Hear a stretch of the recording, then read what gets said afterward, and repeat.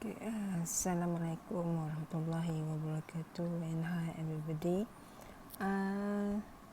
Saya nak sambung sikit tentang topik 7 So kita dah stop sampai dekat page 71. So I'm going to continue the rest of it for 7.2 the several theories of motivation, which this is a bit important for you to understand it, right? So first of all, let us look at the PowerPoint first. Alright. So we have kita dah habis sampai ke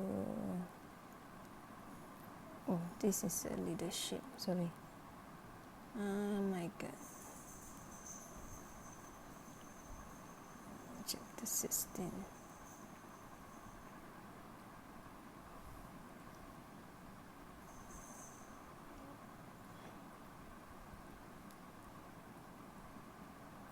Alright, for this chapter 16 kita dah habis up to husband.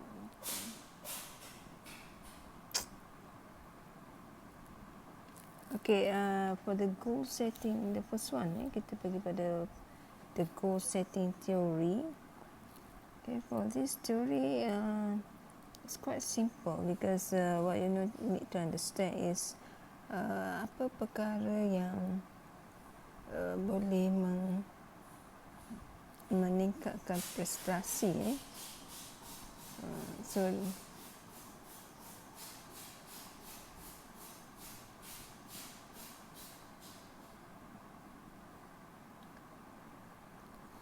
So dalam goal setting theory, this is has been introduced by Edwin Locke in 1960s.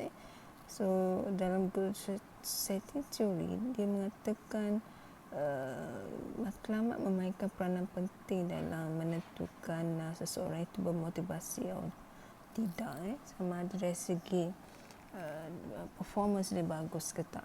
So apa yang dia nyatakan kat sini adalah the more specific and challenging the goals, along with appropriate feedback. Maksudnya kalau lihat dekat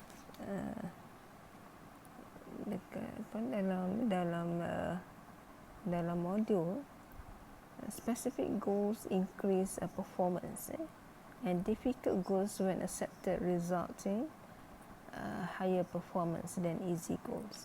So apa yang penting kat sini, specific and challenging goals yang diterima, dan yang dah mempunyai appropriate feedback. And the appropriate feedback will contribute to higher and better task performance. So the more difficult the goals, the more performance, the better will be the performance. So dalam kata lain, goals yang ditetapkan, matlamat yang ditetapkan give direction to an employee about what needs to be done and how much efforts are required. Okay, just like macam I've given you a very challenging task, right? So just it might be difficult for you to achieve, but then it's quite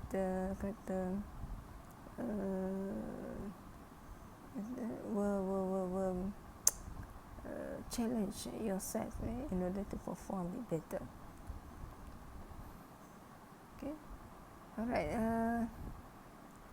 Kalau kita lihat di sini, ini teori dia, teori yang diperkenalkan ni, bagaimana the relationship, the hubungan di antara goals yang diberikan, then how it will motivate employees dan juga akan lead to higher performance.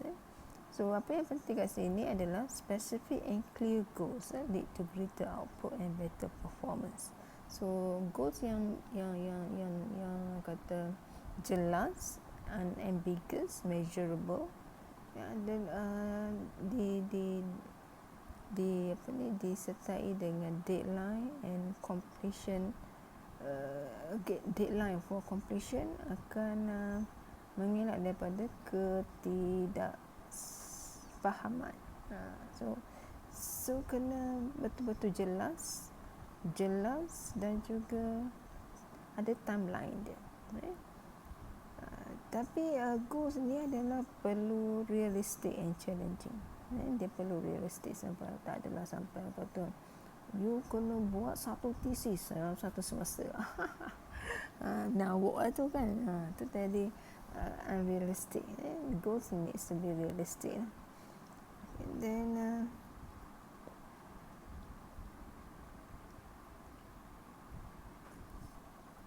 that's it. So dalam goal setting theory, if you look at this statement over there, intention to work, ada setengah tu dia akan menjadi amat kata intention, niat, apa ni, kita punya keinginan, keinginan untuk melaksanakan, untuk achieve that goal, actually will be a source of job motivation, ataupun satu sumber pada motivasi lah. Alright. So dalam goal setting ni, apa yang syarikat perlu buat adalah they need to what they call as self-efficacy. Self-efficacy, kenapa dah bagi pada self-efficacy, individual believe that he or she is capable of performing a task. Dia boleh buat, dia mampu buat. If I gave you an article, then I know that you can do it. With a very hard work, with a good teamwork and so on. So dalam self-efficacy ni, individual self-confidence and faith that they can do, they have a potential to perform the task. The higher the level of self-efficacy, efficiency pun sama juga. Dia akan, kata, dia mampu untuk hadapi semua tugas-tugas yang mencabar. And then orang yang kurang dia punya self-efficiency ni, dia akan menyebabkan they give less efforts towards it. Malas sebenarnya. So they need to be staff kena beri commitment towards the goal. Dalam goal setting theory, they need to be very focused on it. Kena be open-minded, kena jelas, kena ada culture towards it in order to achieve all those goals. And then goals also should be set self by individual rather than designated. So setiap goal, bukannya ada maksud dia kat sini individual. Biasanya goal ni dalam sesebuah syarikat dia adalah teamwork lah.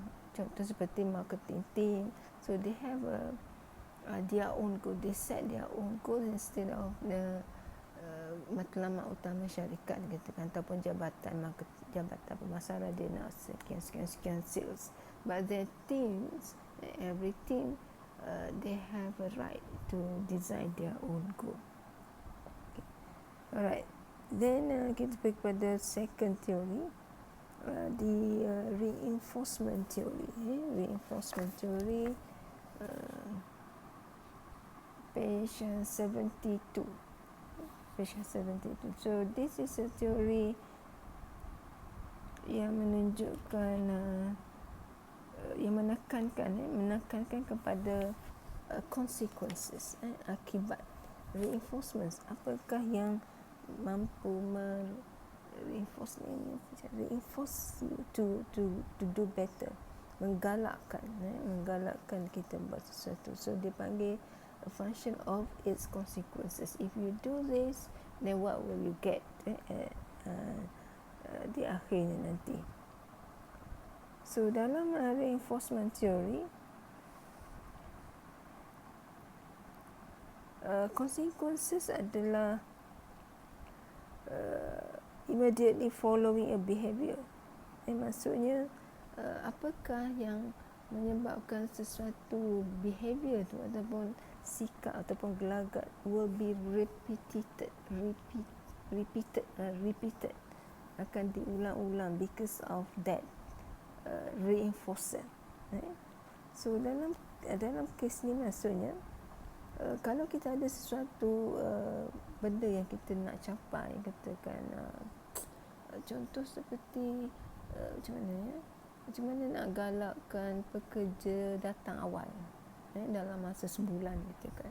So those yang sampai katakan sampai datang kerja tanpa merah ataupun tanpa lewat dalam masa sebulan, they will get ataupun they will be rewarded with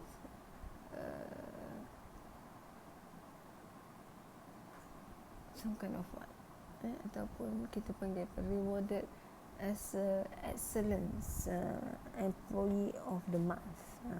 So dapat selain dia tidak bagi monetary reward lah, dia bagi dari segi self tahap motivation Maslow tu kita panggil apa, yang atas tu tadi lupa dah apa ya, sekejap saya tengok. Bukan social needs, dia panggil esteem needs ataupun self esteem needs dia akan dapat sesuatu recognition ataupun status ataupun attention selain daripada monetary. So siapa yang dapat yang kerja tanpa merah, datang kerja tanpa merah, so dia akan ditayang dia kita tengok kat McDonald ke apa, worker of the month worker of the month, so dia tayang kat situ. So dia tak dapat apa sebab it will be recorded dalam staff punya performance report lah. So this is very important lah bila kita bekerja. So dalam reinforcement teori ni kita ada 4 perkara 3 perkara kat sini yang perlu kita highlight, iaitu reinforcement, punishment dan juga extinction. Look at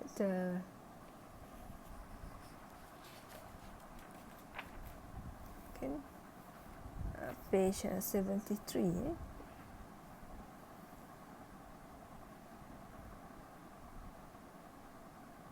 ada tak dalam ni? Oh tak ada lah. Very simple. Sebenarnya nanti saya akan bagi dia punya tambahan sikit. So ada 4 perkara kat sini sebenarnya. Ada 4 perkara. I will give to you the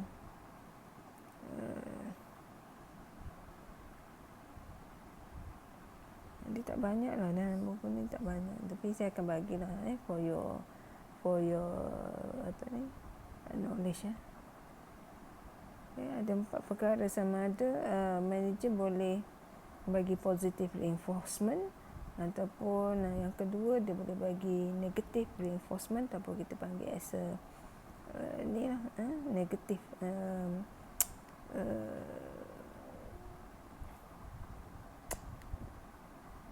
maksudnya macam mana kalau katakan macam budak-budak makan kena paksa makan ubat kan, so macam mana nak suruh dia makan ubat tu adalah negative reinforcement. Saya katakan sebagai negative reinforcement because ubat tu bukannya sedap kan. So untuk mengelak daripada dia kena makan ubat, so dia tak boleh macam main hujan, dia akan elakkan diri dia daripada buat perkara-perkara yang menyebabkan dia jatuh sakit. Sebab kalau dia sakit, dia kena makan ubat. So ubat itu adalah negative reinforcement. So dalam pekerjaan pun begitu juga, dia panggil sebagai positive behavior followed by removal of negative consequences. Just like macam kalau you submit on the spot, katakan bukan on the spot, maksudnya ikut pada due date, saya suruh hantar sekian-sekian kan, tapi kalau you boleh hantar pada tarikhnya, then you are not going to listen to my baby my nagging macam tu lah. I'll stop nagging. Apa kau hantar lambat ni? What's your reason and so on. So kalau yang hantar on the dot, so you tak akan dimarahi ataupun dileteri macam tu lah. Lebih kurang negative reinforcement. Okay. And yang ketiga adalah punishment. Punishment. So yang ni dari segi kita boleh bagi dalam bentuk punishment sebagai negative consequences. Seperti if pekerja datang lambat 3 kali kad punch kad tu merah, so dia akan dapat surat warning, and then that thing will be recorded dalam performance file, kita panggil file peribadi. So dia akan jadi macam susah lah kalau kita nak naik pangkat ke apa kan, biasa dalam sektor kerajaan macam tu lah. So punishment, so negative behavior followed by negative consequences. Dan yang keempat adalah extinction.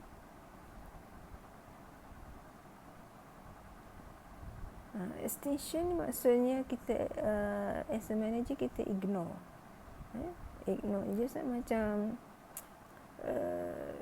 negative behavior followed by removal of positive consequences. Maksudnya kan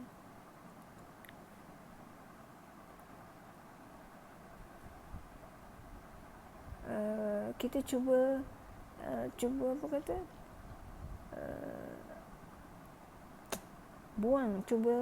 cuba buang sikap-sikap yang kita tak nak.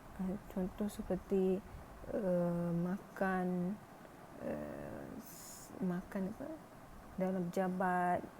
So ada perkara-perkara yang apa kata kita boleh gunakan reinforcement teori ni untuk elak daripada perkara-perkara yang ataupun gelagak-gelagak yang kita tak nak berlaku, yang tak nak dipraktikkan oleh pekerja.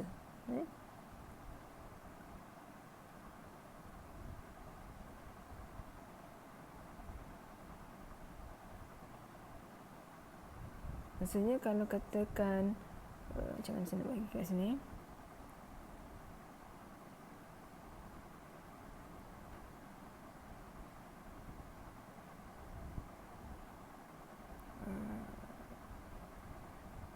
maksudnya kalau siapa yang datang kerja awal, so kita akan bagi dia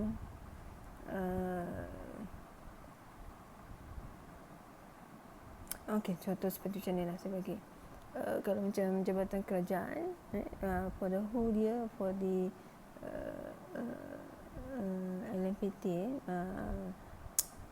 assessment tahunan tu, penilaian tahunan, kalau kita tak pernah ambil MC tu, dalam masa tempoh setahun tu, so kita akan dapat dianugerahkan dengan sijil cemerlang, sijil cemerlang tanpa cuti sakit, macam tu. Itu dia akan jadi will be recorded dalam kita punya file performance. So kita nak elak daripada pekerja tu sok mau ambil MC kan, negative behavior, so kita upkan dengan positive reinforcement, macam tu. Okay, alright, then dah saya punya ni dah bergerak dah. Then yang seterusnya adalah designing motivating jobs. Job design ni this is quite important because of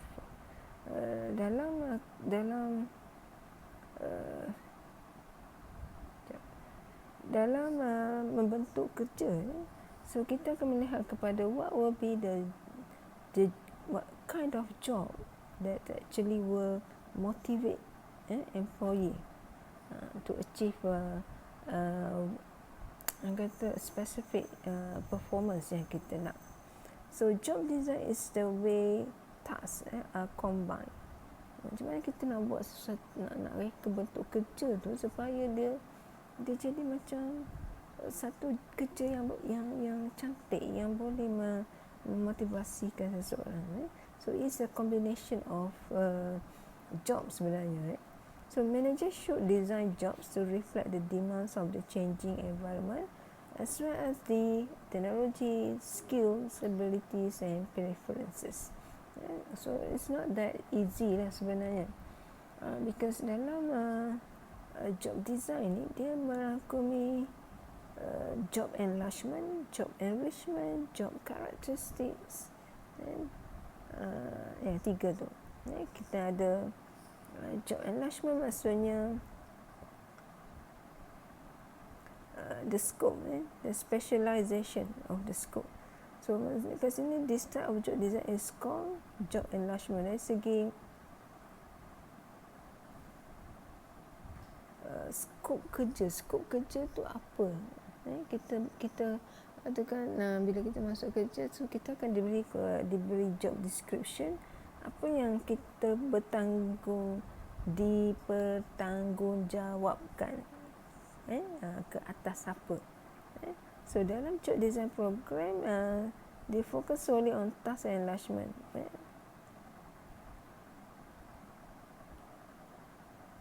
So ini akan berlaku secara repeated. Macam contoh kalau kita pergi, kalau kita adalah saya bagi contoh saya lah, kalau saya mengajar katakan, so tugas saya adalah job enlargement, specialization saya adalah mengajar. Job scope seorang pensyarah adalah mengajar, menulis, perlu menghasilkan publish artikel, perlu apa lagi, perlu melibatkan dengan program-program bengkel-bengkel, perlu terlibat dengan penghasilan produk untuk pelajar dan macam-macam lagi lah, perlu terlibat dengan aktiviti pelajar. So itu adalah seorang pensyarah lah. Okay. So yang kedua adalah job enrichment. Yang dalam job enrichment, this is another approach to design the job. This is a vertical expansion of job. Vertical maksudnya menegak, by adding planning and evaluating responsibilities. So kita panggil job enrichment ni sebagai job depth. Job depth ni maksudnya dia mendalam. Maksudnya kalau seorang pensyarah, they need to know everything about how to develop knowledge and to become as a professional dalam bidang masing-masing. It's not only bekerja lah, bekerja macam cikgu, dia lebih pada enlargement lah. Apa beza cikgu dengan pensyarah? Ada bezanya. Cikgu dia repeated every orang kata apa, benda yang sama dia ajar. There is no kata they are not entitled responsible towards orang kata menghasilkan new knowledge, buat research and so on. But then untuk seorang pensyarah, they tend to become more challenging dari segi job enrichment. Itu they need to go in depth. They need to be very kata pakar. They need to be an expert lah dalam sesuatu bidang yang diorang pilih. Alright. So apa yang penting dalam designing motivating jobs ni? Kita panggil model yang quite famous, yang diperkenalkan oleh Hackman dan juga Oldham, JCM, ataupun dia panggil juga sebagai JCT, Job Characteristics Model, ataupun Job Characteristics Theory, yang diperkenalkan dalam tahun 76. So this is a framework of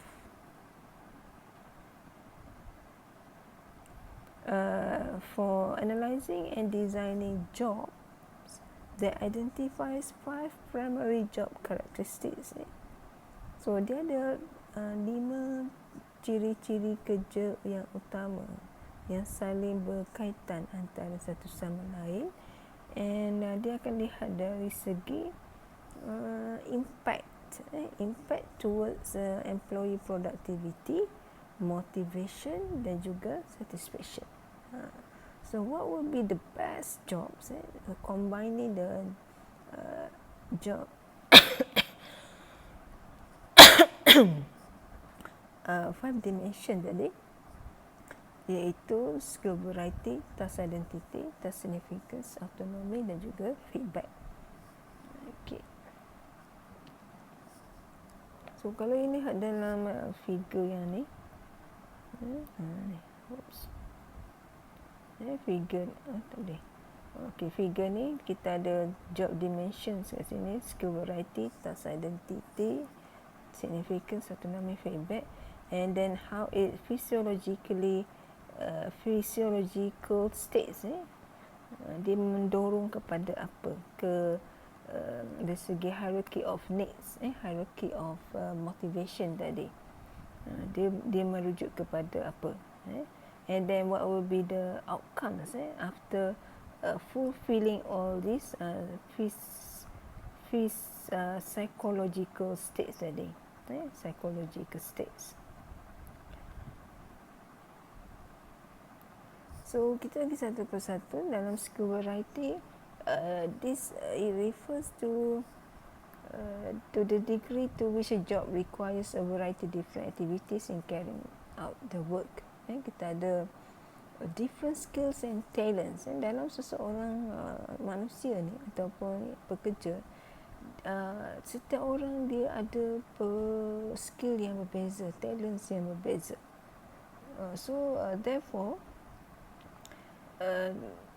each individual need to be developed based on variety of talents and skills. So dia tak boleh sama sebab orang-orang ni, manusia ni adalah berbeza. So in this job skill variety,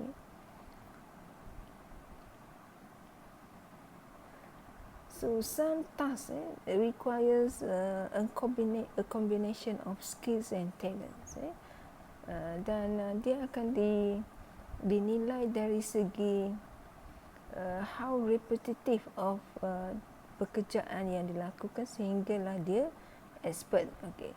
For example, kat sini saya boleh bagikan antara A dengan B, itu kan, A dengan B. So si A ni dia buat kerja ni yang rutin, yang repetitive manner. It does not demand much skill or ability. Whereas untuk B, dia melibatkan kerja yang agak kompleks, dia memerlukan kepada several skills or abilities. So antara dua ni, yang mana satukah yang you rasa experiencing meaningfulness in their jobs? Maksudnya dia mencapai apa yang dia nak, keinginan dari segi psychological states tadi. So outcomes dia adalah, of course kita akan lihat CB, sebab CB ni dia kerja dia mungkin orang kata banyak benda yang dia boleh apply, sebab dia perlu jadi multitasking. Saya nak katakan what KPM apa ni acquire from seorang pensyarah, kena jadi multitasker, everything kena tahu. Okay.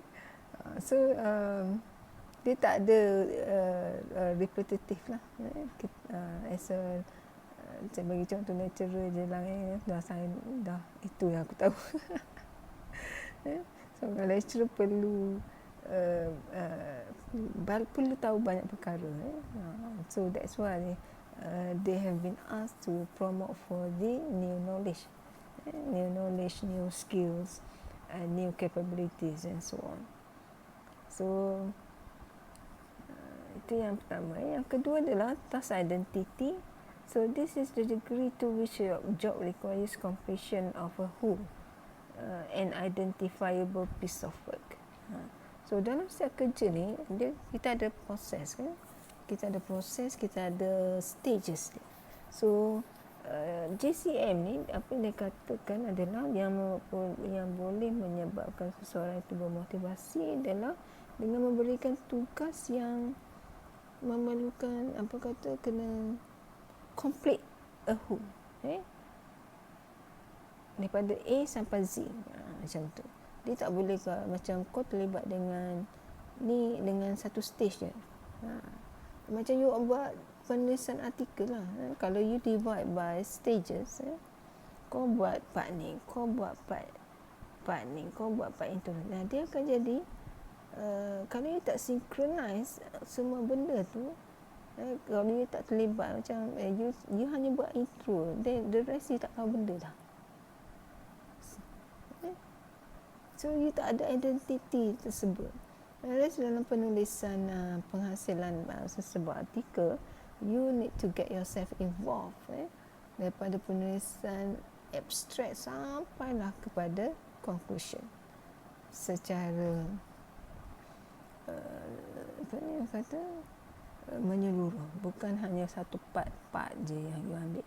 So dalam kerja tu sama, kalau kita ada projek, kita perlu terlibat the whole project, not only at the early stage ataupun pada setiap satu-satu peringkat sahaja.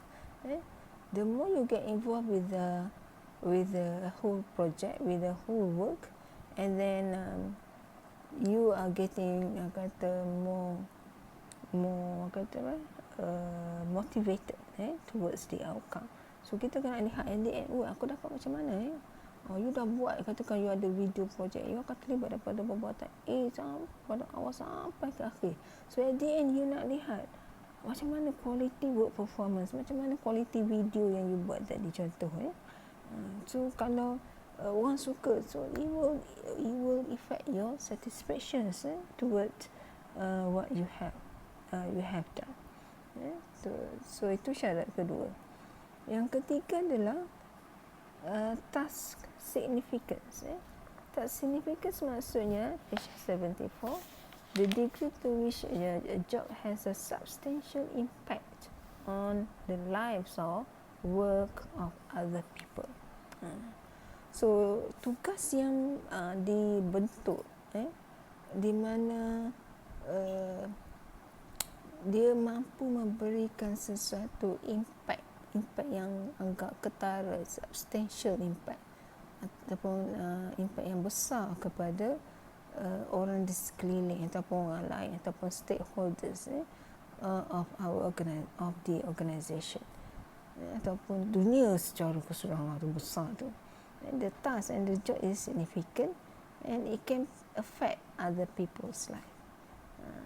So macam kalau katakan seorang wartawan, contoh saya bagi seorang wartawan, kerja dia menyampaikan sesuatu berita yang mungkin dia terlibat dengan macam siapa mana pergi karam Simbalia, saya suka dengar. So apa yang disampaikan tu adalah dia akan memberi impak kepada sesiapa, kepada masyarakat, kepada orang yang tertentu ataupun kepada kerajaan sekalipun, untuk mengubah polisi kata besarnya impact dia. So Karam Siwalia ni dia macam bersemangat, kita nampak dia the way he deliver the news, bersemangat dengan cara dia, tangan dia macam tu. So kita boleh nampak itu contoh task significance. So dari segi meaning dia, dari segi dia punya psychologically affected, emotionally affected. Dia tahu kerja aku ni memberi kesan. Macam saya mengajar ni, dia akan memberi kesan kepada you apa? Adakah setakat nak dapat A dalam exam, ataupun it will remain in your dalam hati sanubari, dia akan lekat dalam diri you. So you are going to be a manager someday, you can get years of all this knowledge, ataupun you akan ingat macam ni insyaAllah.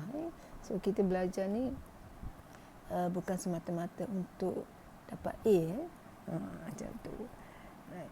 Dan yang keempat adalah autonomy. Autonomy ini adalah the degree to which a job provides substantial freedom, independence, discretion to the individual in scheduling the work and determining the procedures. So dalam autonomy diberi kuasa, kita serahkan kepada, katakan dalam marketing team. So if you want your team ataupun your group, katakan your group, you nak your group ni dapat yang terbaik. So you are going to work for it. You will set the goal for yourself. So saya kata you can do anything in such in a way that will give you the best performance in whatever way. Use your creativity, use anything that you have, go for it. So itu dia sebenarnya boleh memberi dalam sebuah kerja, dia boleh the bigger the responsibility, dia akan menjadi lebih seseorang itu akan menjadi lebih berdaya saing ataupun bermotivasi dalam melaksanakan tugas dia. Dan last sekali adalah feedback. So feedback ni kita merujuk kepada to the degree to which carrying out the work activities required by the job. Feedback lah. At the end kita nak tahu keberkesanan dia. Mungkin bila you dah hantar artikel, at the end you nak tahu macam mana artikel aku bagus ke tak bagus.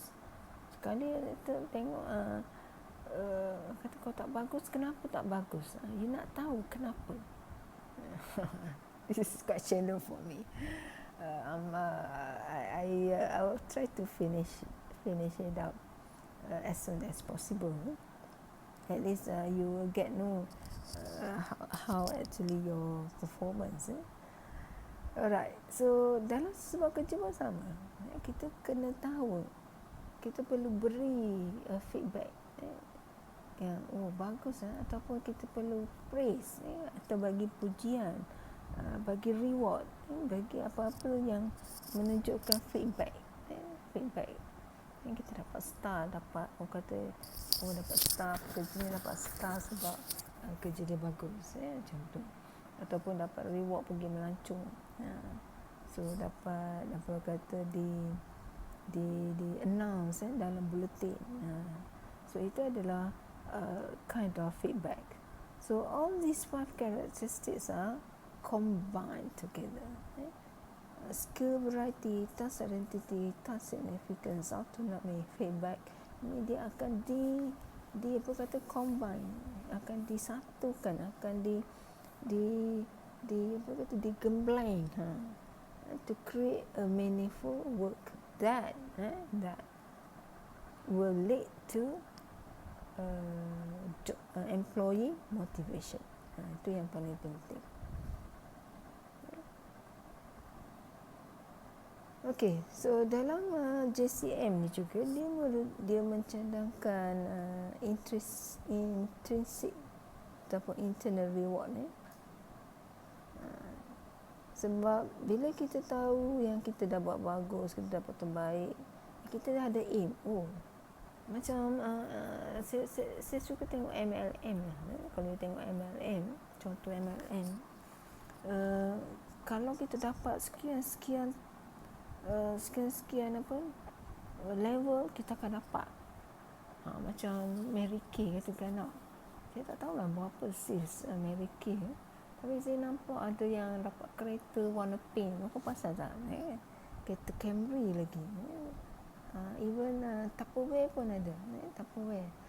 Those yang achieve certain level of sales ataupun can maintain certain levels of sales ataupun dapat taja banyak agent ke macam mana lah, adalah syarat dia. So you will be rewarded. You will get rewarded yourself with some kind of internal rewards lah. Internal rewards dari segi feedback yang kita dapat tadi. So ini akan menyebabkan we are motivated towards it. So dalam MLM ni dia bagus kita if you could understand it, because dia adalah gabungan kelima-lima perkara ni. That's why dalam MLM it's not easy and it's quite challenging. It's very challenging. Alright.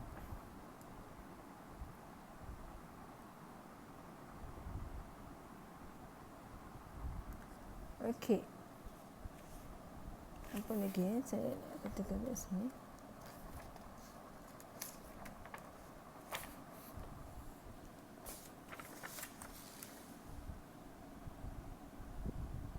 Okay, that's it for GCM. Then saya pergi kepada apa sama lah, redesign equity theory. Okay, equity theory.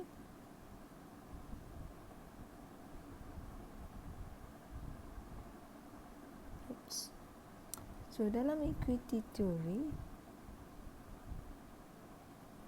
this theory has been introduced by John siapa dia nama dia? Adam lah, Adam. So ini adalah dia melihat kepada input outcomes ratio. Input outcome ratio dengan dia akan compare equity, nama pun kesaksamaan kan. Maknanya berlaku kesaksamaan ke tak antara you and I, antara kau dan aku, macam tu. Input outcomes ratio that relevant others and then correct any inequity. Reference kat sini dia merujuk kepada percent, bukan hanya kepada kita compare pada percent saja. Dia melibatkan kepada system sums dia sendiri against which individual compare themselves to assess equity. So cuba lihat dalam contoh dalam gambar rajah equity theory, sorry. So kita ada 3 perkara kat sini. Reference, saya sentuhkan tadi, distributive justice, perceived fairness of the amount, location of reward among individuals. Berapa banyak reward yang kita dapat. Kalau aku dapat 1,000, kau kena dapat 1,000. Kalau aku dapat 1,000, kenapa kau dapat 2,000? Kita akan tanya, kenapa dia dapat 2,000 ataupun aku dapat A, kenapa dia aku dapat B, kenapa dia dapat A? Macam tu. Kenapa Atika aku dapat 70 je, kenapa dia dapat 90? So kalau adanya inequality, you will keep asking kenapa? So benda tu adalah the procedure justice, perceived fairness of the process. So dalam performance of a company, this equity has been practiced need to be very fairly. Dia kena jelas dan juga adil. Tidak boleh berlaku kata likable ataupun conflict interest dalam penilaian prestasi. This is very important. So that's why dalam setiap tahun those yang being assessed, yang dinilai perlu dimaklumkan kenapa dia dapat sekian-sekian. Student kita tak buat lah. Student kita tak sempat nak pergi seorang-seorang. You dapat macam ni, okay, you rendah kat sini. So it's very nice actually kalau boleh buat.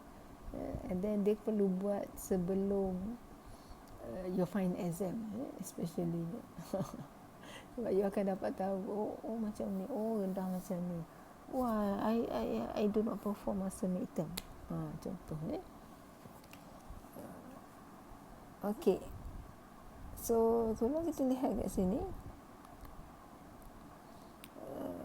dia punya ratio kat sini, equity, inequity tu bila tak sama ataupun lebih, inequity overwork ataupun under rewarded. Saya tak nampak. Under rewarded. So equity ni bila kita sama, bukan setiap orang kena sama. Kau dapat A, aku pun kena dapat A, tak. But then dari segi apa yang dia dapat tu kena jelas, kena be justified. Macam kita bagi makan kat student, bila saya makin Kenapa dia ni dapat tinggi, kenapa dia ni dapat rendah, everything kena being justified. So kita ada sistem, kita ada manually buat perkara macam tu.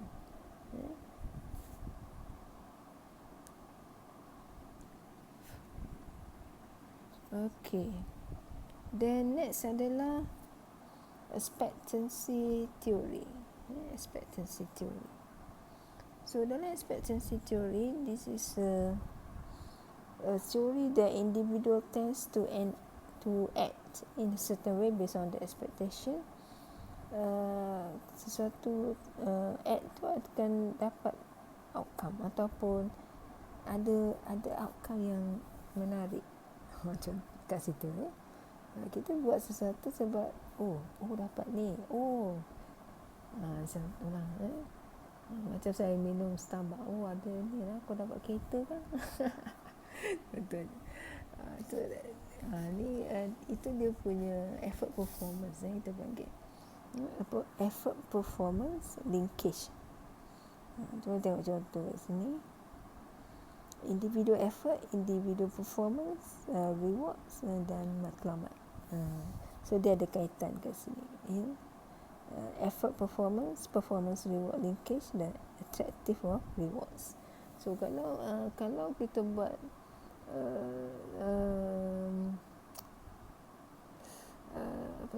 sesuatu, katakan saya buat sesuatu tugasan tu 5% je.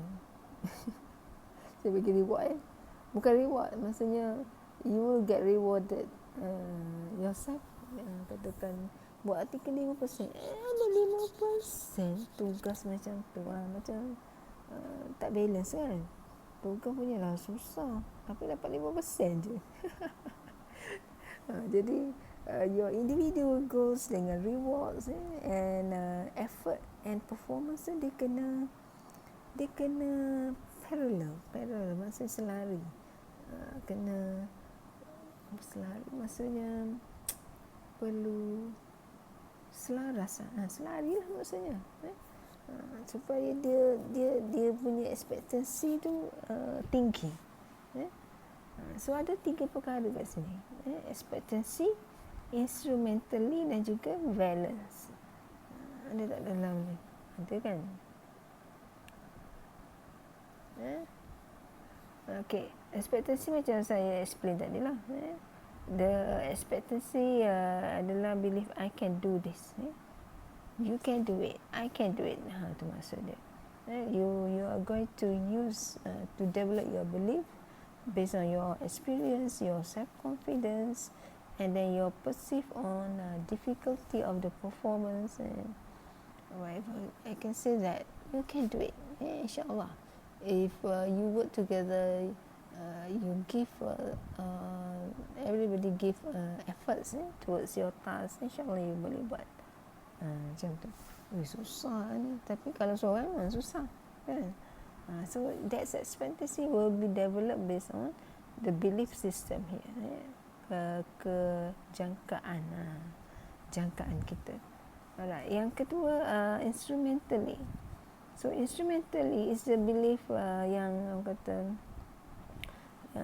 kita cuba develop dari segi belief tu yang mengatakan kita akan dapat sesuatu bila kita mampu memenuhi expectation. So if I accomplish this, I will get that. If I do it, I will get be rewarded. Itu contoh instrumentally. So dalam kes ni to promote instrumentally, polisi kena bagus dalam sesebuah syarikat ataupun culture kena be very positive in order to be supportive. Dia tak boleh lah macam alah aku kerja bagus pun bos dia tengok lawa je. Jadi dia akan merendahkan motivasi secara tak langsung. So dalam syarikat benda ni kena jelas, kena apa kata dikomunikatekan, diberitahu, diwawarkan. So macam contoh you all buat artikel, so instrumentally apa dia kat sini, I've given you a rubric, right? Rubric itu adalah benda yang you perlu capai untuk dapatkan sekian-sekian markah. Alright. Yang ketiga adalah valence. So this is the unique value. Unique value. Ataupun kita panggil attractiveness of reward. Best tak reward tu. Macam aku nak lah benda ni sebab dia masuk dengan aku. Macam tu lebih kurang aku nak lah subjek ni, aku nak A ni. So you will do anything. You will do anything in order to get an A. Tapi kalau tak dapat, janganlah frust.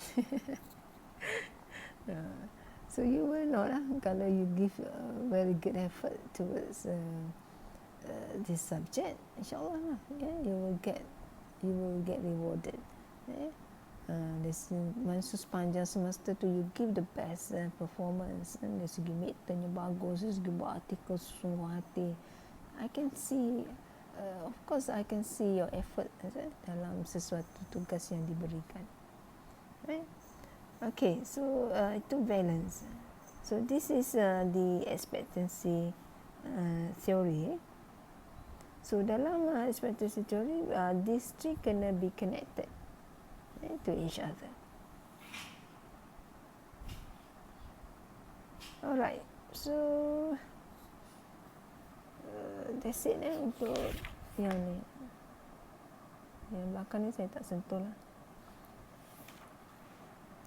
Well, so thank you. So hope you understand.